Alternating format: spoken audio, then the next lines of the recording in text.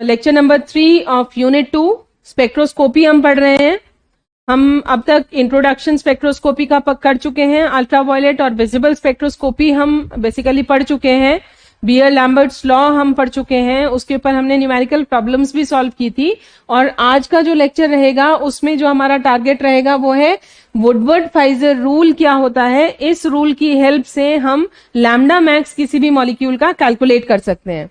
उसके बाद में हम वुडवर्ड फाइजर रूल में जो कॉमनली टर्म्स यूज की जाती हैं उनको देखेंगे क्या होता है, and then we will learn how to calculate lambda max. किसी भी कंपाउंड का लैम्डा मैक्स हम कैसे कैलकुलेट कर सकते हैं वो देखेंगे, और उसी के ऊपर कुछ प्रैक्टिस प्रॉब्लम्स हम करेंगे।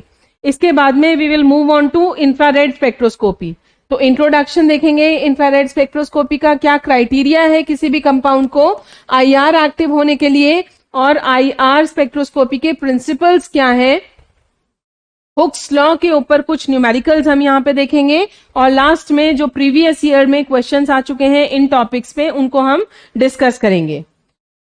So moving on to first slide, Woodward Fieser rule क्या होता है और इससे हम क्या कर सकते हैं। तो वुडवर्ड फाइजर रूल से हम प्रिडिक्ट कर सकते हैं अपने वेवलेंथ की वो वैल्यू जो कि एब्जॉर्प्शन मैक्सिमा कहलाती है, यानी कि लैम्डा मैक्सिमा किसी भी कंपाउंड का हम यहाँ पे कैलकुलेट कर सकते हैं। किस तरीके से किया जाता है ये, हम उसमें अलग अलग ग्रुप्स आइडेंटिफाई करते हैं, अलग अलग एटम्स आइडेंटिफाई करते हैं, और उनका जो कंट्रीब्यूशन होता है सब्स्टिट्यूएंट्स का, उनकी बेस वेवलेंथ को ऐड करते चले जाते हैं to a given class of dienes या ट्राइईन्स। किस किस के लिए ये एप्लीकेबल है, ये बेसिकली कॉन्जुगेटेड डाइईन्स के लिए एप्लीकेबल है, और कॉन्जुगेटेड कार्बोनाइल कंपाउंड्स के लिए Woodward Fieser rule is applicable. देखिए, सबसे पहले हम वो टर्म्स आइडेंटिफाई कर लेते हैं जो कि यहाँ पे यूज की जाएंगी। तो कॉन्जुगेटेड डाइईन क्या होता है, यहाँ पे आप देख सकते हैं ये एक डाइईन सिस्टम है, यानी कि 1 2 3 4 कार्बन एटम्स हैं, और जो ये वाले कार्बन एटम्स हैं इनके बीच में डबल बॉन्ड है। तो आप देख सकते हैं ये हमारा कॉन्जुगेटेड सिस्टम है। इसको कहा गया है ए साइक्लिक डाइईन, क्योंकि यहाँ पे आप देख सकते हैं कोई भी साइकिल प्रेजेंट नहीं है, ये ओपन चेन कंपाउंड है। इसी तरीके से इसकी जो ये भी एक कॉन्जुगेटेड डाइईन है और ये भी एक कॉन्जुगेटेड डाइईन है। यहाँ पे आप देख रहे हैं ये रिंग है, उसके अंदर एक डबल बॉन्ड है और एक डबल बॉन्ड रिंग से लगा हुआ है। ये इस तरीके से है, मैं थोड़ा बड़ा स्ट्रक्चर बना के आपको दिखा देती हूँ। ये इस तरीके से ये डबल बॉन्ड यहाँ रिंग के साथ अटैच्ड है। तो ये भी हमारा क्या है, ये भी ए साइक्लिक डाइईन ही होगा, क्योंकि यहाँ पे जो कॉन्जुगेशन प्रेजेंट है ऑल टुगेदर अगर हम देखें तो ये रिंग से बाहर जा रहा है। इसी तरीके से एक और सिस्टम प्रेजेंट हो सकता है, ये हमारा एक रिंग है जिसमें कि डबल बॉन्ड यहाँ प्रेजेंट है, और ये इस तरीके से ये भी एसाइक्लिक डाइईन में ही काउंट किया जाएगा। इन सब की जो बेसिक वैल्यू होगी, यानी लैम्डा मैक्स की वैल्यू जो ये कंपाउंड्स वेवलेंथ एब्जॉर्ब कर रहे हैं, मैक्सिमम वेवलेंथ वो कितनी होगी 217 नैनोमीटर। तो ये हमें याद रखना है, एसाइक्लिक डाइईन्स के लिए बेसिक वैल्यू लैम्डा मैक्स की कितनी होगी 217 नैनोमीटर।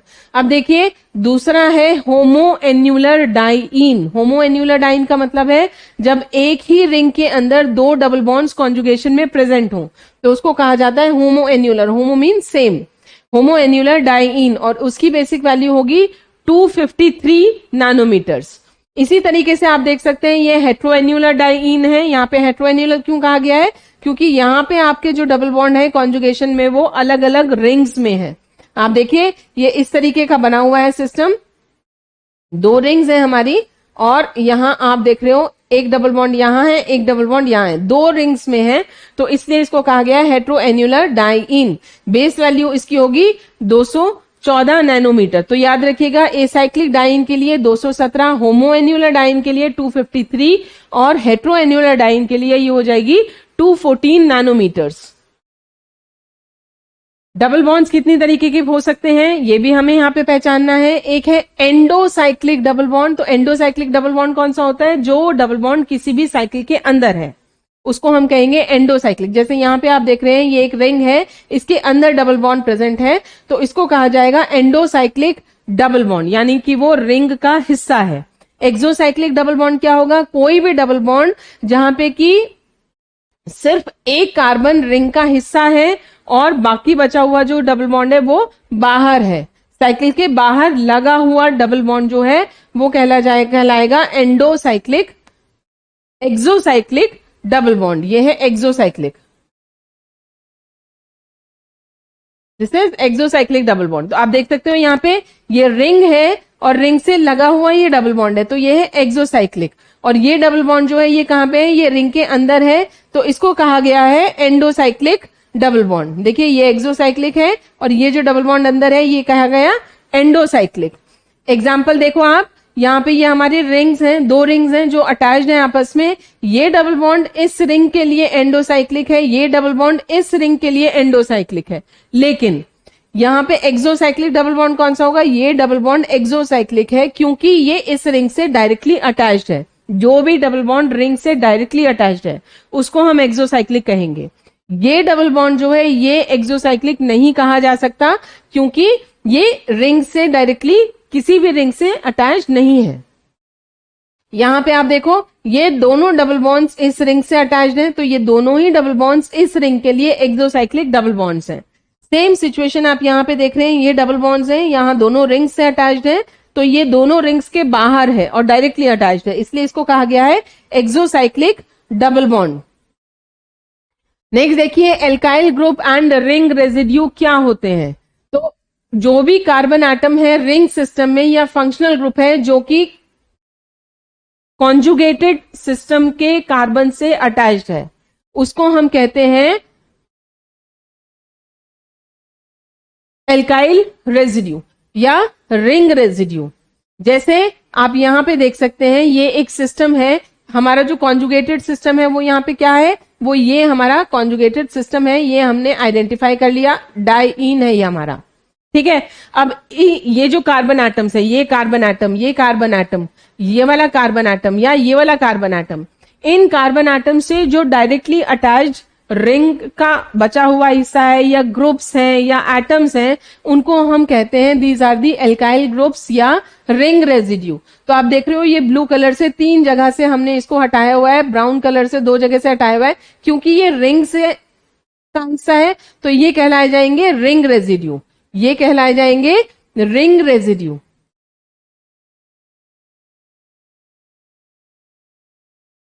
और ये एल्काइल ग्रुप्स हैं तो ये कहलाए जाएंगे these are the alkyl residues.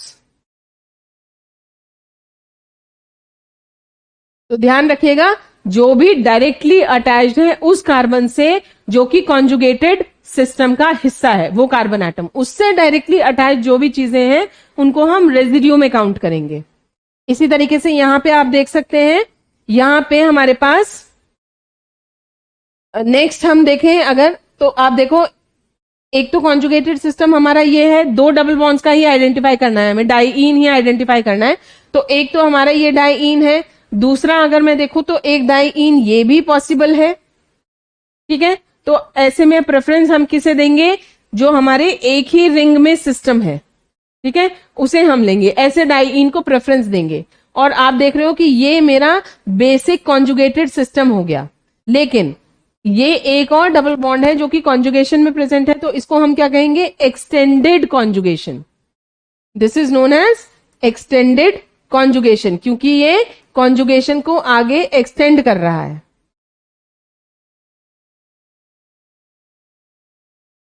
This is extended conjugation. अब ये वैल्यूज हमें याद रखनी है, बेसिक वैल्यूज हैं ये लैम्डा मैक्स की, आप आइडेंटिफाई करना सीख गए हैं, ठीक है, किसको क्या कहा जाता है, ये बेस वैल्यूज हैं जो हमें याद रखनी है। इनको याद करके हम आगे कंपाउंड्स लेंगे और सीखेंगे किस तरीके से हम उस कंपाउंड का लैम्डा मैक्स कैलकुलेट कर सकते हैं। तो देखिए ए साइक्लिक डाइईन जो है उनकी बेस वैल्यू है 217 नैनोमीटर, होमो एन्युलर डाइईन की वैल्यू है 253 नैनोमीटर्स, हेट्रो एन्युलर डाइईन की वैल्यू है 214 नैनोमीटर्स। जैसा मैंने अभी आपको बताया, किसी भी सिस्टम में अगर दोनों तरीके के डाइईन्स प्रेजेंट हैं, होमो एन्युलर भी है, हेट्रो एन्युलर भी है, तो हम प्रेफरेंस किसे देंगे, यानी किसको सेलेक्ट करेंगे लैम्डा मैक्स बेसिक के लिए, ज्यादा वाले को, जिसकी लैम्डा मैक्स ज्यादा है, यानी होमो एन्युलर डाइईन को प्रेफरेंस देंगे। उसके बाद में ये तो हो गई हमारी बेस वैल्यूज। इसके बाद देखते हैं कि कौन कौन सी चीजें इसमें आगे अटैच्ड हैं। उनके लिए हम क्या करेंगे, उसमें उनका फैक्टर ऐड करते चले जाएंगे। तो इंक्रीमेंट देखते हैं किसका, एल्काइल सब्स्टिट्यूएंट या रिंग रेजिड्यू। हर एल्काइल रेजिड्यू या हर रिंग रेजिड्यू के लिए 5 नैनोमीटर ऐड किया जाएगा बेसिक लैम्डा मैक्स में। इसी तरीके से अगर कहीं एक्सोसाइक्लिक डबल बॉन्ड आपको दिख रहा है तो आप ऐड करेंगे again 5 nanometer. Double bond extending conjugation है तो उसके लिए आप ऐड करेंगे 30 नैनोमीटर्स। ये तो हो गई बात इन सब की। आगे है अगर कोई पोलर फंक्शनल ग्रुप अटैच्ड है हमारे डाइईन के साथ में तो क्या होगा, अगर एसिटेट है तो उसके लिए कुछ भी ऐड नहीं करना है, 0 नैनोमीटर कॉन्ट्रीब्यूशन है इसका, ये एब्जॉर्प्शन नहीं देता वेवलेंथ की।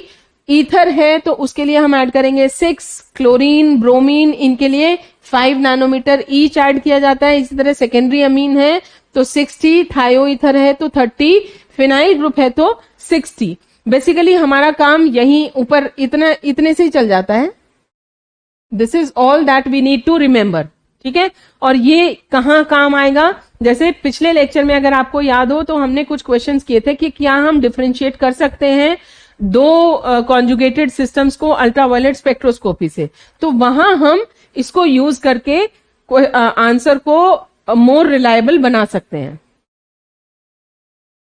देखिए किस तरीके से कैलकुलेट करेंगे, स्टेप बाय स्टेप हम समझेंगे। सबसे पहले हमें क्या करना है, हमें आइडेंटिफाई करना है अपने डाइईन स्पेशीज को। जो भी मॉलिक्यूल है उसके अंदर हमें डाइईन, अपना कॉन्जुगेटेड डाइईन ढूंढना है।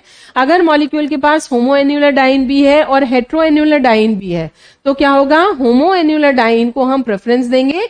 बेसिक वैल्यू यानी हो जाएगी 253 नैनोमीटर। उसके बाद में एल्काइल सब्स्टिट्यूएंट्स खोजेंगे, रिंग रेजिड्यूज देखेंगे और उनको कैसे देखना है, ये डायरेक्टली अटैच्ड होंगे उन कार्बन एटम से जो कि कॉन्जुगेटेड सिस्टम बना रहे हैं किसी भी कंपाउंड में। तो उनके लिए हम 5 नैनोमीटर हर एक के लिए ऐड करते चले जाएंगे। देन देखेंगे कि हमारे एक्सोसाइक्लिक डबल बॉन्ड है या नहीं, अगर है तो जितना भी है हर एक के लिए 30 नैनोमीटर ऐड करेंगे। उसके बाद में हम एक्सटेंडेड डबल बॉन्ड इन इसके लिए भी हम 5 नैनोमीटर ही ऐड करते हैं एक्सोसाइक्लिक डबल बॉन्ड के लिए। और एक्सटेंडेड डबल बॉन्ड अगर है कॉन्जुगेशन में तो इसके लिए ऐड किया जाएगा 30 नैनोमीटर्स। जो भी कुछ अभी हमने देखा उसके लिए देखिए यहां पे हम देख सकते हैं इस कंपाउंड में 3 एक्सोसाइक्लिक डबल बॉन्ड्स हैं और 2 the indicated bond is exocyclic to 2 rings. आप देखो यहाँ पे कॉन्जुगेटेड सिस्टम अगर मुझे यहाँ पे देखना है तो ये मेरा एक कॉन्जुगेटेड सिस्टम हो गया, या मैं इसको भी सेलेक्ट कर सकती थी। दोनों ही क्या हैं, कॉन्जुगेटेड सिस्टम्स हैं, दोनों ही हमारे हेट्रोएन्युलर डाइईन्स हैं, होमोएन्युलर हमारे पास यहाँ पे नहीं है। तो कोई भी अगर हम ले रहे हैं तो वो उसकी बेसिक वैल्यू हम ले लेंगे 253। उसमें फिर हमें देखना है कि और क्या क्या चीजें हैं, है ना। यहाँ पे सिर्फ एक्सप्लेन करने के लिए बताया गया है, ये पूरी कैलकुलेशंस अभी इसमें नहीं है। तो आप देखो ये डबल बॉन्ड जो है ये इस रिंग के लिए एक्सोसाइक्लिक है, ये डबल बॉन्ड भी इस रिंग के लिए एक्सोसाइक्लिक है। तो यहाँ पे हमारे पास 2 एक्सोसाइक्लिक डबल बॉन्ड्स हैं, ठीक है। इस तरीके से हमें आइडेंटिफाई करना है। नेक्स्ट देखिए यहाँ पे ये क्या है, डाइईन है। ये हेट्रोएन्युलर डाइईन नहीं है। क्यों नहीं है, क्योंकि ये वाला जो डबल बॉन्ड है ये रिंग में प्रेजेंट नहीं है, ये सिंपल डाइईन है। तो इसकी जो बेसिक वैल्यू है वो कितनी होगी, 232 नैनोमीटर्स। इसी तरीके से यहाँ पे आप देख सकते हैं ये होमोएन्युलर डाइईन नहीं है। क्यों नहीं है, क्योंकि ये जो दोनों डबल बॉन्ड्स हैं ये रिंग के अंदर प्रेजेंट नहीं है, ये सिंपल डाइईन सिस्टम है, ठीक है। एसाइक्लिक डाइईन है ये हमारा। तो इसकी जो बेसिक वैल्यू होगी कैलकुलेट करने के बाद में वो आ जाएगी 237 नैनोमीटर्स। अब हम देख लेते हैं एक एग्जांपल कि किस तरीके से हम कैलकुलेशंस करेंगे। तो आप देखो यहाँ पे हमारा बेसिक डाइईन सबसे हमें पहले चूज करना है। तो बेसिक डाइईन हमारा कौन सा हो जाएगा, ये हमारा बेसिक डाइईन सिस्टम है और ये कैसा है, होमोएन्युलर डाइईन है। तो इसकी जो बेस वैल्यू है वो कितनी होगी, 253 नैनोमीटर्स। नेक्स्ट हम इसमें देखेंगे एल्काइल रेजिड्यूज और रिंग रेजिड्यूज। तो एल्काइल रेजिड्यूज और रिंग रेजिड्यूज के लिए हमें क्या करना है, हमारे जितना भी डाइईन सिस्टम है, इवन जो एक्सटेंडेड कॉन्जुगेशन है, यानी यहाँ जहां पे भी डबल बॉन्ड इसके साथ में कॉन्जुगेशन में आगे लगा हुआ है, वहां पे भी हम एल्काइल रेजिड्यू और रिंग रेजिड्यूज को सेलेक्ट करेंगे। तो आप देख सकते हो ये हमारा ये वाला कार्बन एटम है, ये कार्बन एटम, ये और इवन ये कार्बन एटम्स जो हैं, इन कार्बन एटम से अगर डायरेक्टली कुछ भी अटैच्ड है, एल्काइल ग्रुप या रिंग का कोई भी आगे हिस्सा, तो उसको हम काउंट करेंगे रिंग रेजिड्यू में या एल्काइल रेजिड्यू में। तो आप देखो दिस इज 1 2 3 4, 4 तो हो गई है हमारे रिंग रेजिड्यूज, और ये जो 2 है ये हो गए हमारे एल्काइल रेजिड्यूज। तो यहां पे टोटल हमारे पास 1 2 3 4 5 6 हमारे एल्काइल और रिंग रेजिड्यूज हैं। क्योंकि दोनों की ही वैल्यू 5 नैनोमीटर ईच होती है, तो हमने यहाँ पे इकट्ठे ही दोनों को लिख लिया है। 6 × 5 नैनोमीटर, ये हो गया हमारा 30 नैनोमीटर। नेक्स्ट हम आइडेंटिफाई करेंगे क्या यहाँ पे हमारे पास कोई एक्सोसाइक्लिक डबल बॉन्ड भी है। तो देखिए एक्सोसाइक्लिक डबल बॉन्ड के लिए हमें क्या देखना होता है, साइकिल से लगा हुआ डबल बॉन्ड। क्या कोई यहाँ पे हमारे पास एक्सोसाइक्लिक डबल बॉन्ड है? तो आप देख सकते हो ये जो बॉन्ड है ये हमारा एक्सोसाइक्लिक डबल बॉन्ड है, क्योंकि ये इस साइकिल से डायरेक्टली अटैच्ड है। तो इस एक्सोसाइक्लिक डबल बॉन्ड के लिए हमने क्या लिया, 5 नैनोमीटर यहाँ पे ऐड कर लिए। इसके बाद में हमें देखना है एक्सटेंडेड कॉन्जुगेशन। क्या हमारे पास यहाँ पे कोई एक्सटेंडेड कॉन्जुगेशन भी है?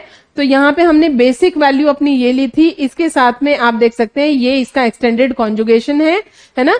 तो इसको हम ये 30 नैनोमीटर ऐड करेंगे, ये हमने ले लिया एक्सटेंडेड कॉन्जुगेशन के लिए। बाकी और कोई भी चीज इसमें आप नहीं देखेंगे। नेक्स्ट इसको हम ऐड कर लेंगे, जितनी भी वैल्यूज हमारी आई हैं 253 + 30 + 5 + 30, ये आपका आ जाएगा 318 नैनोमीटर। तो इस तरीके से आप कैलकुलेट करते हैं lambda maximum Woodward Fieser rule की हेल्प से। अब आप देखिए इनको हम खुद से एक बार करके देख लेते हैं। ये हमारा है एसाइक्लिक डाइईन।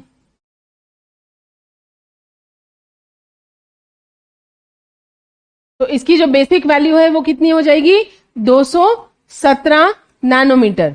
ये इसकी बेसिक लैम्डा मैक्स की वैल्यू है। नेक्स्ट जो हमने आइडेंटिफाई करा है वो हमारा ये सिस्टम है। अब हम इसमें देखते हैं नेक्स्ट फैक्टर्स। नेक्स्ट फैक्टर्स में क्या क्या होगा, हमारे पास यहाँ पे कोई भी एक्सोसाइक्लिक डबल बॉन्ड नहीं है, क्योंकि साइकिल प्रेजेंट ही नहीं है। एक्सटेंडेड कॉन्जुगेशन नहीं है, क्योंकि 2 ही डबल बॉन्ड्स हैं। हम सिर्फ यहाँ पे क्या देख सकते हैं, यहाँ पे हम एल्काइल रेजिड्यूज देख सकते हैं। एल्काइल रेजिड्यूज देखो कौन कौन से हैं। एल्काइल रेजिड्यूज में हमारे पास 1 2 3 एल्काइल रेजिड्यूज हमारे पास हैं। और एल्काइल रेजिड्यू के लिए वैल्यू क्या ऐड करते हैं हम, 5 नैनोमीटर। तो ये हो जाएंगे हमारे 3 × 5 नैनोमीटर, ये आ गया हमारा 15 नैनोमीटर। तो और कुछ भी चीज यहाँ पे आपको दिखाई नहीं दे रही, सिंपल हम इनको ऐड कर लेंगे तो ये आ जाएगा हमारा 232 नैनोमीटर। ये इस तरीके से हम यहाँ कैलकुलेशन कर लेंगे। नेक्स्ट क्वेश्चन देखिए, अगेन ये जो हमारा डाइईन सिस्टम है ये किसी भी साइकिल का हिस्सा नहीं है, तो ये भी कैसा हो जाएगा, ये एसाइक्लिक डाइईन है। एसाइक्लिक डाइईन के लिए अगेन हमारा जो वैल्यू है वो क्या होगी, 217, ये हो गई 217 नैनोमीटर्स। नेक्स्ट क्या यहाँ पे कोई एक्सोसाइक्लिक डबल बॉन्ड है? तो आप देख सकते हो ये जो हमारा ये वाला जो डबल बॉन्ड है ये हमारा एक्सोसाइक्लिक डबल बॉन्ड है, क्योंकि साइकिल से अटैच्ड है। तो ये एक्सोसाइक्लिक डबल बॉन्ड के लिए हमने ऐड कर लिया इसमें 5 नैनोमीटर। एक्सोसाइक्लिक डबल बॉन्ड एक ही है, तो इसके लिए हमने ले लिया 5 नैनोमीटर। नेक्स्ट यहाँ पे एक्सटेंडेड कॉन्जुगेशन नहीं है, ठीक है। अब हम देखते हैं इसमें एल्काइल रेजिड्यूज और रिंग रेजिड्यूज। तो उसके लिए एल्काइल रेजिड्यू या रिंग रेजिड्यू कौन से होंगे, ये और ये। आगे यहाँ पे कोई भी एक्सटेंशन नहीं है, तो ये हमारे 2 रिंग रेजिड्यूज हैं। तो यहाँ पे हम लिखते हैं रिंग रेजिड्यूज कितने हैं, 2 हैं। और रिंग रेजिड्यू की वैल्यू क्या होती है, 5 नैनोमीटर। तो ये हो जाएगा 2 × 5 नैनोमीटर, यानी 10 नैनोमीटर। बाकी इन तीनों को ऐड कर लेते हैं, तो ये हमारा आ जाएगा 272 नैनोमीटर। ठीक है, ये हमारा इस मॉलिक्यूल का लैम्डा मैक्स कैलकुलेट करके आ गया। ये कंपाउंड देखिए, इस कंपाउंड में आपको फिर से आइडेंटिफाई करना है, डाइईन आइडेंटिफाई करेंगे। हेट्रोएन्युलर डाइईन ही है हमारे पास। कौन सा है ये देखिए, ये हमारा हेट्रोएन्युलर डाइईन है। हेट्रोएन्युलर डाइईन की बेसिक वैल्यू क्या होती है? हेट्रोएन्युलर डाइईन ये होती है 215 नैनोमीटर्स। ठीक है, आगे देखिए कौन कौन से फैक्टर्स हैं। यहाँ पे क्या कोई एक्सोसाइक्लिक डबल बॉन्ड है? तो आपका ये वाला एक्सोसाइक्लिक डबल बॉन्ड है और एक आपका ये वाला एक्सोसाइक्लिक डबल बॉन्ड है। तो यहां हमारे पास 2 एक्सोसाइक्लिक डबल बॉन्ड्स हो गए। इनकी क्या वैल्यू होगी? 2 × 5, यहां हो गया 10 नैनोमीटर्स।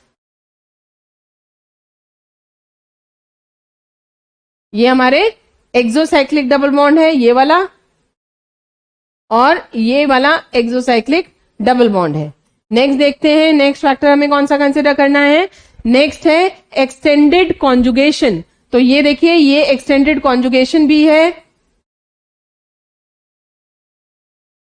ठीक है, एक्सटेंडेड कॉन्जुगेशन के लिए हम क्या ऐड करते हैं? हम ऐड करते हैं 30 नैनोमीटर। तो ये हो गया एक्सटेंडेड कॉन्जुगेशन। इसके लिए ऐड कर लिया 30 नैनोमीटर। फिर हम देखेंगे एल्काइल रेजिड्यू या रिंग रेजिड्यू। तो उसके लिए देखिए किस तरीके से करेंगे। ये हमने सेलेक्ट कर लिया अपना, इसको भी लेना है। तो 1 2 3 4 एंड 5 ये हो गए हमारे alkyl residues and ring residues. तो टोटल जो सिस्टम है हमारा वो कितना है? 1 2 3 4 5। तो ये हो गए हमारे ring and alkyl residues. How many? 5। हर एक की वैल्यू 5 होती है, तो ये हो जाएगा 25 नैनोमीटर। और कोई चीज देखिए, एक्सोसाइक्लिक डबल बॉन्ड हो गया, एक्सटेंडेड कॉन्जुगेशन हो गया, रिंग एंड एल्काइल रेजिड्यू हो गया। Anything else that we are missing? ठीक है, अब क्या करना है, इनको हमें ऐड कर देना है। इन चारों वैल्यूज को हम ऐड कर लेंगे तो ये आ जाएगा हमारा 0 3 6 7 8, ये आ गया हमारा 280 nanometers. This is the lambda max for this compound.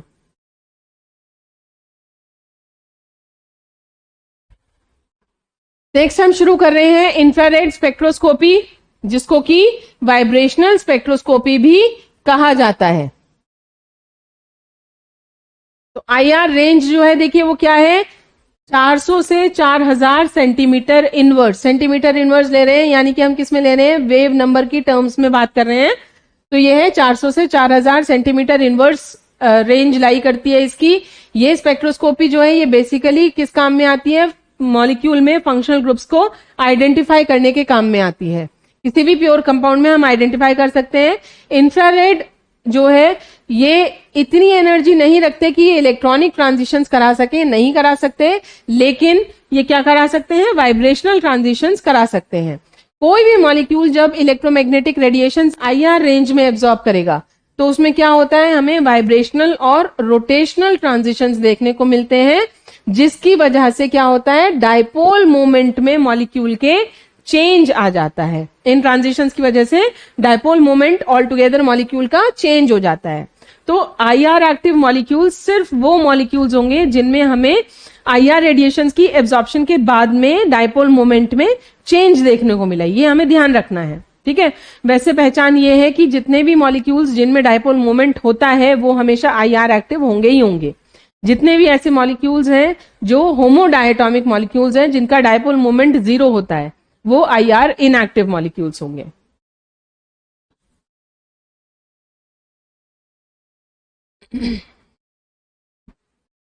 अब आप देखिए criteria for a compound to absorb IR radiations and to be IR active. दो हमारे क्राइटेरियाज हैं। सबसे पहले करेक्ट वेवलेंथ मिलनी चाहिए मॉलिक्यूल को रेडिएशंस की, यानी 400 से 4000 सेंटीमीटर इनवर्स के बीच की रेडिएशंस मिलनी चाहिए। दूसरा, उसमें चेंज आना चाहिए डायपोल मोमेंट में। इवन अगर कोई मॉलिक्यूल ऐसा है जिसकी डायपोल मोमेंट पहले 0 थी और उसको आईआर रेडिएशन से एक्सपोज किया गया, रेडिएशन से एब्जॉर्ब करने के बाद में उसमें डायपोल मोमेंट इंड्यूस हो गया, कोई भी वैल्यू आ गई डायपोल मोमेंट की, तो चेंज हो गया डायपोल मोमेंट, तो वो मॉलिक्यूल कैसा होगा? आईआर एक्टिव होगा। लेकिन अगर पहले भी 0 था, बाद में भी 0 है, कोई चेंज नहीं आया, तो वो आईआर इनएक्टिव होगा। यानी बेसिकली क्या है, डायपोल मोमेंट होना चाहिए या नहीं भी हो, एब्जॉर्प्शन के बाद में डायपोल मोमेंट में चेंज आना चाहिए। करेक्ट वेवलेंथ ऑफ रेडिएशन क्या है? किसी भी मॉलिक्यूल को आईआर रेडिएशन एब्जॉर्ब करने के लिए उसकी नेचुरल फ्रीक्वेंसी ऑफ वाइब्रेशन जो है वो कैसी होनी चाहिए? इंसिडेंट रेडिएशन की फ्रीक्वेंसी के साथ मैच करनी चाहिए। यानी कोई ये अगर मॉलिक्यूल है जो वाइब्रेट कर रहा है और इसके ऊपर हमने रेडिएशंस डाली, तो इसकी फ्रीक्वेंसी और इन रेडिएशंस की फ्रीक्वेंसी कहीं ना कहीं मैच होनी चाहिए, रेजोनेटिंग कंडीशन में आनी चाहिए, तभी वो एब्जॉर्प्शन पॉसिबल है। चेंज इन डायपोल मोमेंट का मतलब देखिए क्या है? A molecular vibration is IR active, that is it absorbs IR radiation if the vibration results in a change in dipole moment. सभी होमोन्यूक्लियर डायटोमिक मॉलिक्यूल जैसे hydrogen, nitrogen, oxygen, ये कैसे होंगे? आईआर इनएक्टिव होंगे, क्योंकि इनका डायपोल मोमेंट कैसा है? इनका डायपोल मोमेंट जो है वो 0 है। जितने भी हेट्रोन्यूक्लियर डायटोमिक मॉलिक्यूल्स हैं वो कैसे होंगे? हमेशा आईआर एक्टिव होंगे, क्योंकि उनमें परमानेंट डायपोल मोमेंट है और एब्जॉर्प्शन के बाद में भी उनमें देखा गया है चेंज आता है। डायटोमिक मॉलिक्यूल्स इलेक्ट्रोनेगेटिव डिफरेंस रखते हैं, इसकी वजह से उनमें डायपोल मोमेंट है।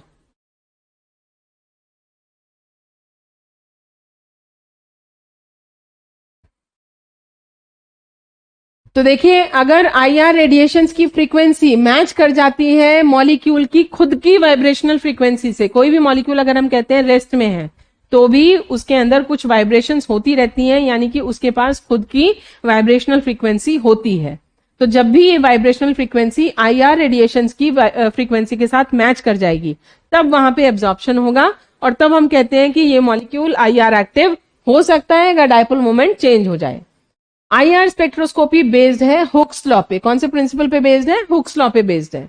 तो हुक्स लॉ जो क्या कहता है कि कोई भी दो एटम्स है, मान लीजिए, जिनके मासेस है m1 और m2, और मान लेते हैं कि वो एक स्प्रिंग से कनेक्टेड है। इस तरीके से हमने दो एटम्स ले लिए और ये दोनों एटम्स जो हैं वो एक स्प्रिंग से अटैच्ड हैं, यानी कि एक बॉन्ड से अटैच्ड है। तो जो इनकी वाइब्रेशन है फ्रीक्वेंसी की, फ्रीक्वेंसी है वाइब्रेशन की, उसको हम कैसे रिप्रेजेंट कर सकते हैं? उसको हम इस फॉर्मूले से रिप्रेजेंट कर सकते हैं, frequency is equal to 1/2 pi square root k upon mu. ये है फ्रीक्वेंसी। अगर हम इसको वेव नंबर में चेंज कर देते हैं तो हमें क्या करना है? इसको सिर्फ c से हम डिवाइड कर देंगे, तो म्यू बाहर हो जाएगा 1/2 pi c square root k upon mu. अब देखिए ये क्या है फैक्टर्स? के जो है ये क्या है? के फोर्स कांस्टेंट होता है किसी भी बॉन्ड का, जितना बॉन्ड स्ट्रांग है फोर्स कांस्टेंट उसका उतना ही ज्यादा हाई होगा। म्यू बार जो है ये वेव नंबर है, सेंटीमीटर इनवर्स इसकी यूनिट है, म्यू फ्रीक्वेंसी होती है, nu c speed of light है, और ये म्यू जो है ये होता है रिड्यूस्ड मास। ये यहाँ पे कहलाता है हुक्स लॉ में रिड्यूस्ड मास। ठीक है, हमने माना m1 और m2 दो मासेस हैं एटम्स के, एटम 1 और एटम 2 के मासेस हैं m1 और m2। तो रिड्यूस्ड मास हम कैसे कैलकुलेट कर सकते हैं? रिड्यूस्ड मास का फॉर्मूला होता है m1 into m2 upon m1 plus m2। आपको एक चीज ध्यान रखनी है कि अगर ये मासेस आपके ग्राम्स में या केजीज में है तो यही फॉर्मूला लगेगा, लेकिन अगर आपके मासेस एटॉमिक मास यूनिट में गिवन है तो आप इसको इंटू 1 अपॉन NA लिख देंगे। NA मतलब एवोगैड्रोस नंबर, इसको कन्वर्ट करने के लिए ग्राम्स में या केजीज में। देखिए, जितना ज्यादा स्ट्रॉन्ग बॉन्ड होगा फोर्स कांस्टेंट की वैल्यू उतनी ही ज्यादा होगी। क्यों होगी? क्योंकि वाइब्रेशन की फ्रीक्वेंसी जो है वो उतनी ही ज्यादा हो जाती है, या वेव नंबर जो है वो उतना ही ज्यादा हो जाता है। आप देख सकते हो यहाँ single bond, double bond, triple bond. सबसे ज्यादा स्ट्रॉन्ग बॉन्ड जो होता है वो ट्रिपल बॉन्ड होता है, ठीक है, तो आप देख सकते हैं फोर्स कांस्टेंट की यहां जैसे जैसे हम मूव कर रहे हैं वैल्यू बढ़ती चली जाती है। इसी तरीके से वेव नंबर भी जो है वो बढ़ता चला जा रहा है। तो more be the stronger the bond is, more will be the value of K. और आपने देखा है कि यहाँ पे म्यू बार का जो है वो डायरेक्ट रिलेशन है के से। ठीक है, तो जैसे जैसे के बढ़ेगा वैसे वैसे आपकी फ्रीक्वेंसी या वेव नंबर भी बढ़ता चला जाएगा। न्यूमेरिकल्स देखिए कुछ हुक्स लॉ पे बेस्ड हैं। अगर स्ट्रेचिंग फ्रीक्वेंसी हाइड्रोजन मॉलिक्यूल की जो है वो 1.2 इंटू 10⁻14 वाइब्रेशंस पर सेकेंड है, आपको कैलकुलेट करना है वेव नंबर जहां पे कि हाइड्रोजन मॉलिक्यूल का जो एब्जॉर्प्शन बैंड है वो ऑब्जर्व किया गया है IR स्पेक्ट्रम में। तो आप इसको कैसे सॉल्व कर सकते हैं? देखिए स्ट्रेचिंग फ्रीक्वेंसी हमें निकालनी है हाइड्रोजन की, ये दे रखी है फ्रीक्वेंसी, न्यू दे रखा है आपका 1.2 इंटू 10⁻14 वाइब्रेशंस पर सेकेंड। आपको क्या कैलकुलेट करना है? न्यू बार आपको कैलकुलेट करना है जहां पे कि हाइड्रोजन का जो मॉलिक्यूल है उसका एब्जॉर्प्शन बैंड IR स्पेक्ट्रम में ऑब्जर्व किया गया है।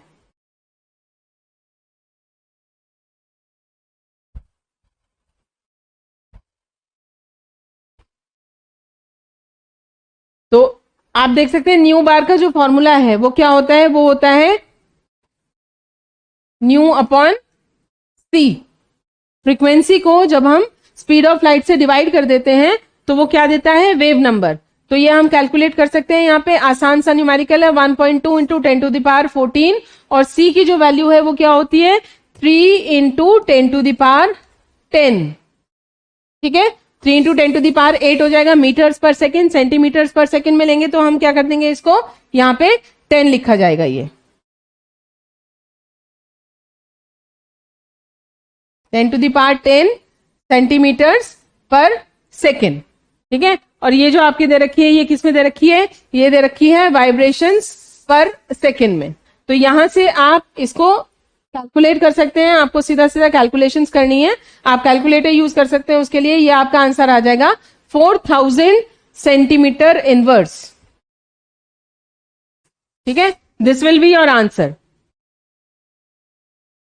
नेक्स्ट क्वेश्चन देखिए, HCl है जिसका फोर्स कांस्टेंट की वैल्यू आपको दे रखी है 480 नैनोमीटर्स पर सेकेंड। के की वैल्यू है यहाँ पे 480 न्यूटन्स पर metre. Calculate the fundamental frequency in wave number. आपको यहाँ पे न्यू बार कैलकुलेट करना है। तो न्यू बार के लिए आपके पास फॉर्मूला है nu bar is equal to 1/2 pi c square root k upon mu.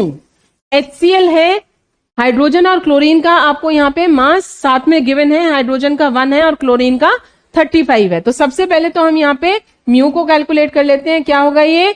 Hydrogen का mass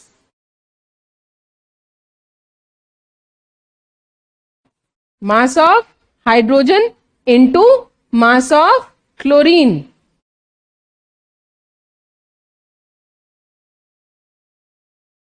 upon mass of hydrogen plus mass of chlorine. ये हो गया हमारा म्यू। तो देखिए इसको, हाइड्रोजन का मास आपको यहाँ पे गिवन है 1 इंटू क्लोरीन का है ये 35 और नीचे 1 प्लस 35। ये इस तरीके से आप म्यू कैलकुलेट कर सकते हो। ठीक है, ये कैलकुलेट करके आपका आ जाएगा। और अब यहाँ पे आप और क्या करना है? आपको के कैलकुलेट करना है, सॉरी के गिवन है, म्यू बार आपको कैलकुलेट करना है। तो ये आ गया आपका 35/36। ठीक है, ये जो है ये एटॉमिक मास यूनिट में है वैसे आपका, तो इसको आप 1 एवोगैड्रो नंबर से मल्टीप्लाई करेंगे तब ये आपका ग्राम्स में या केजीज में आ जाएगा। ये चीज आपको याद रखनी है। अगर मास आपका गिवन नहीं है तो आपका जो ये है ये एग्जैक्ट मास जो होता है ये एटॉमिक मास यूनिट है। अदरवाइज जो आपको ग्राम्स में या केजीज में गिवन होगा ये 1.0 समथिंग 35 पॉइंट समथिंग इस तरीके से दिया होगा ग्राम्स में या केजीज में। ठीक है, एनीवेज ये आपका यहाँ पे आ गया। उसके बाद में सी की वैल्यू आपको पता ही है क्या होता है, के आपको गिवन है, आप सीधा क्या कैलकुलेट करेंगे? म्यू बार यहाँ पे आप कैलकुलेट कर लेंगे। ये हो जाएगा 1/2 2 इंटू पाई की वैल्यू रख लेंगे हम 22/7,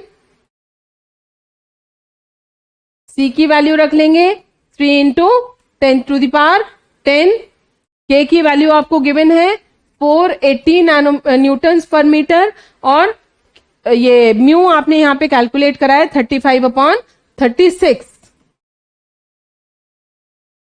ठीक है, ये जो है ये आंसर आपका तब आएगा जब आप इसको मल्टीप्लाई कर लेंगे 1 एवोगैड्रोस नंबर से। एवोगैड्रोस नंबर देखिए क्या होता है 6.02 इंटू 10⁻23 से।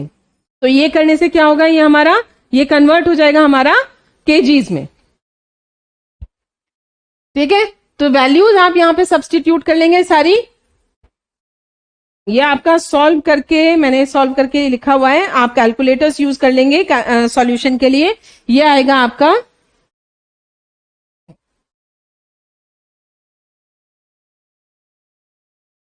1.614 इंटू 10⁻⁻24 ग्राम्स।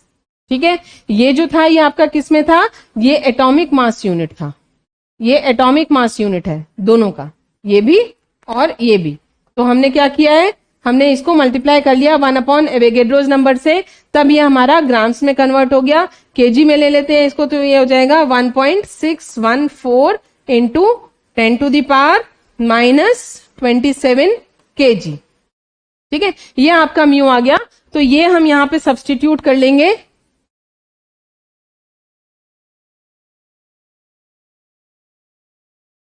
(1.614 इंटू 10⁻⁻27), ये आप सॉल्व करेंगे। सॉल्व करने के बाद में जो आपका आंसर आएगा वो आ जाएगा 4000 सेंटीमीटर इनवर्स।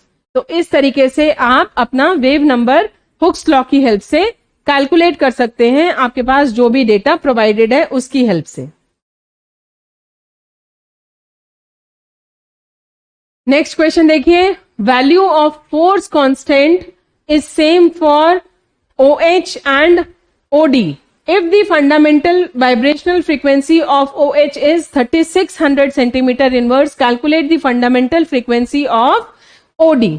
यहां पे आपको दो एक तरीके से ग्रुप्स दिए हुए हैं, फंक्शनल ग्रुप्स, और आपको एक की फंडामेंटल फ्रीक्वेंसी गिवन है, फंडामेंटल वाइब्रेशनल फ्रीक्वेंसी, और दूसरे की आपको कैलकुलेट करने के लिए बोली गई है। सबसे पहले हम इसमें ये मान लेते हैं, let force constant of OH be equal to force constant of OD। सबसे पहले हमने मान लिया कि फोर्स कांस्टेंट इन दोनों के बराबर है, क्योंकि ऑक्सीजन दोनों के पास में है और वेरिएशन जो है वो भी मास में करीब करीब ना के बराबर है। तो यहां पे नेक्स्ट हम क्या करेंगे, नेक्स्ट हम फॉर्मूले लिख लेते हैं दोनों के लिए। न्यू बार फॉर OH, ये क्या होगा 1/2 पाई C स्क्वायर रूट के OH upon mu OH। Next हम लिखेंगे OD के लिए, ये हो जाएगा 1/2 पाई C स्क्वायर रूट के OH upon OD upon mu OD। ठीक है, हमें कैलकुलेट करने हैं दोनों के लिए रिड्यूस्ड मास। तो ये कैलकुलेशंस करेंगे हम कैसे, reduced mass for OH and reduced mass for OD। ये हो जाएंगे हमारे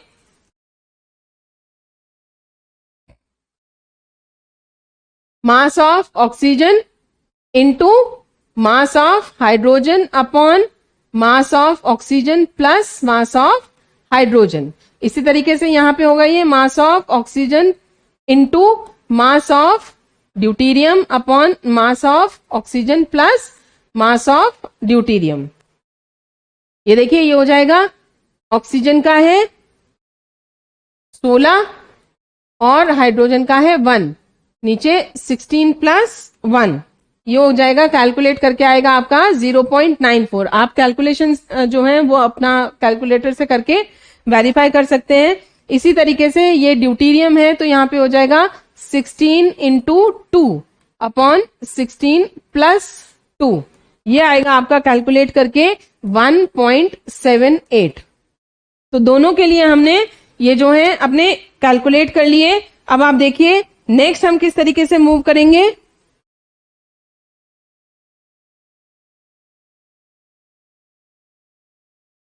new for D2O upon new for H2O। ये दो मॉलिक्यूल्स हैं हमारे, वाटर और ड्यूटीरियम ऑक्साइड है ये, ठीक है।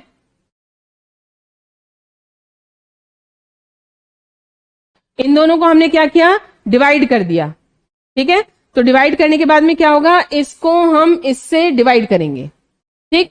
अब जब हम इनको डिवाइड करेंगे आपस में, तो आप देख सकते हो ये दोनों बिल्कुल कॉमन फैक्टर्स हैं, ये तो कट जाएंगे, ठीक है। इसी तरीके से के भी हमारा कट जाएगा, यस, है ना। तो हमारे पास क्या आएगा, हमारे पास जो फॉर्मूला आएगा वो आएगा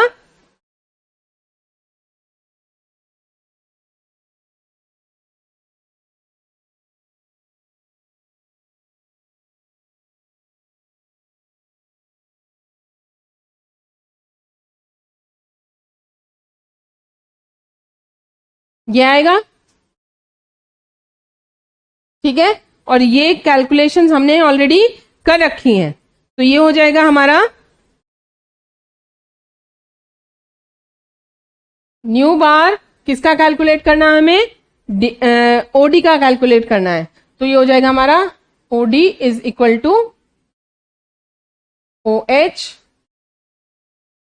reduced mass for O H upon reduced mass for OD. ये ओडी और ओ एच आप लोग लिख लीजिएगा, वाटर और ड्यूटीरियम ऑक्साइड के उससे हटके। तो ये आपको गिवन है वेव नंबर, यानी fundamental vibrational frequency of OH is given and this is 3600। तो ये आ जाएगा आपका 3600 इंटू 0.94 अपॉन 1.78, ठीक है। अब यहां पे आप कैलकुलेशंस कर लेंगे, थोड़ा सा चेंज है, ये 3652 मैंने जो कैलकुलेशंस की हुई हैं वो 3652 से की हुई हैं। तो यहां पे हम इसको 3652 ले लेते हैं। कैलकुलेशंस लंबी हैं, कर सकते हैं, लेकिन यहां पे टाइम वेस्ट ना हो इसलिए मैंने ऑलरेडी कैलकुलेशंस करके आंसर निकाले हुए हैं। आप कैलकुलेटर से अपने कैलकुलेशंस कर सकते हैं। तो ये 3652 मैंने ले लिया है, 3652 इंटू दिस इज रिड्यूस्ड मास। ये जब आप सॉल्व करेंगे तो आपका आंसर जो है वो आ जाएगा 2654 सेंटीमीटर इनवर्स। इस तरीके से आप सॉल्व करेंगे न्यूमेरिकल्स को।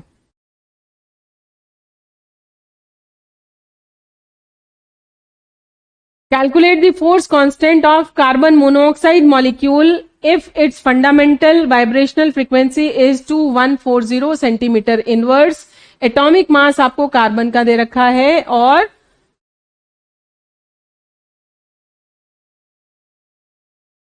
ऑक्सीजन का और कार्बन का दोनों का एटॉमिक मास आपको यहां पे गिवन है।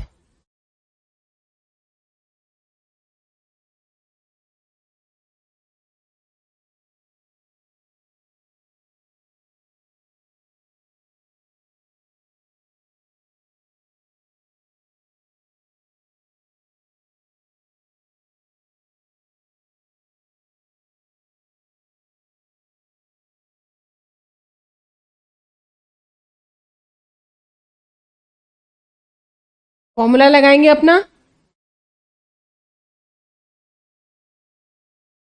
K upon mu. Force constant आपको कैलकुलेट करना है, ये कैलकुलेट करना है, और आपको वाइब्रेशनल फ्रीक्वेंसी दे रखी है 2140। तो ये हो गया आपका 2140 is equal to 1 upon 2 into 22/7। C की वैल्यू रखेंगे 3 इंटू 10⁻10 और ये आपका हो जाएगा के। हमें कैलकुलेट करना है, सबसे पहले ये हमें यहां से निकालना पड़ेगा। तो ये है आपका reduced mass is equal to, आपको जो एटॉमिक मास गिवन है, ये यहां पे मुझे डाउटफुल लग रहा है, ये मास शायद किसी और चीज का लिखा गया है।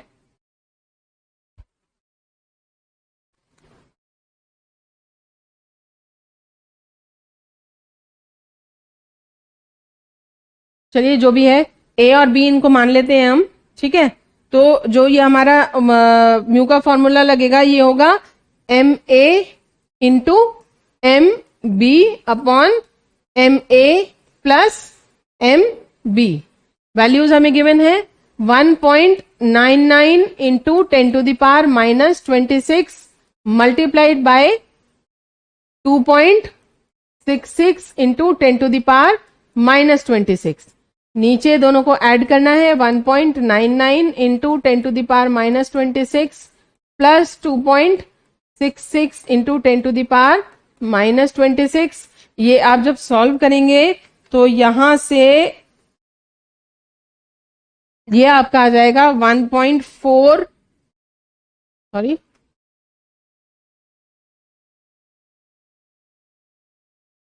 यह आ जाएगा आपका 1.14 into 10 to the power minus 26 kg। यह आपका आएगा रिड्यूस्ड मास। अब आप यहां पे वैल्यू सब्स्टिट्यूट कर सकते हैं। कैसे करेंगे इस क्वेश्चन को? इसको हम लिख सकते हैं, देखिए इसको हम लिख सकते हैं k is equal to mu square, formula देख लीजिए, k is equal to mu square लिख सकते हैं। देन इसको ऊपर लेके जाएंगे तो ये हो जाएगा हमारा म्यू, फिर पाई स्क्वायर और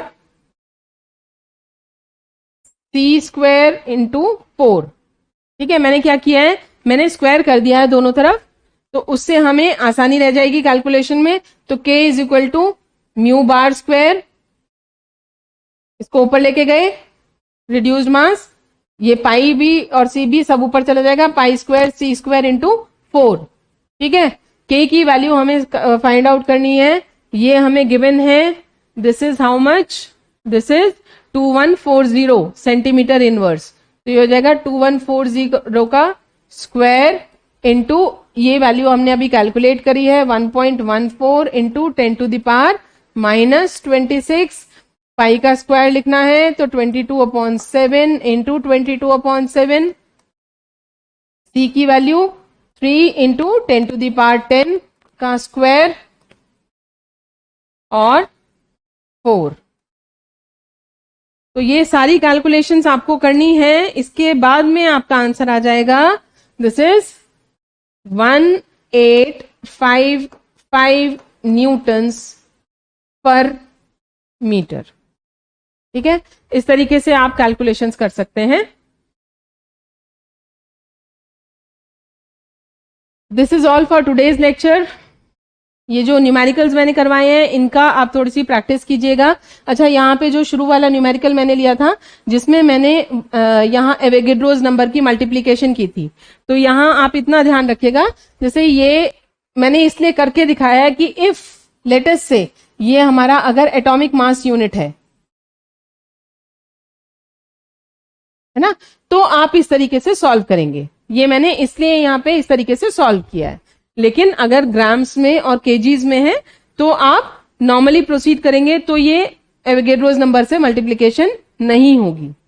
यही चीज है जो कि आंसर को थोड़ा बहुत इधर उधर हिला देती है। अदरवाइज तो ये फॉर्मूला है, सीधी सीधी वैल्यूज हमें फॉर्मूले में रखनी होती हैं, आंसर आ जाएगा। तो आप प्रैक्टिस कीजिएगा थोड़ी सी न्यूमेरिकल्स की अपने आप से भी। आगे हम मूव करेंगे, इंफ्रारेड स्पेक्ट्रोस्कोपी अभी कंप्लीट नहीं हुई है, इसका रिमेनिंग पोर्शन हम आगे कंटिन्यू करेंगे नेक्स्ट लेक्चर में। Thank you for now.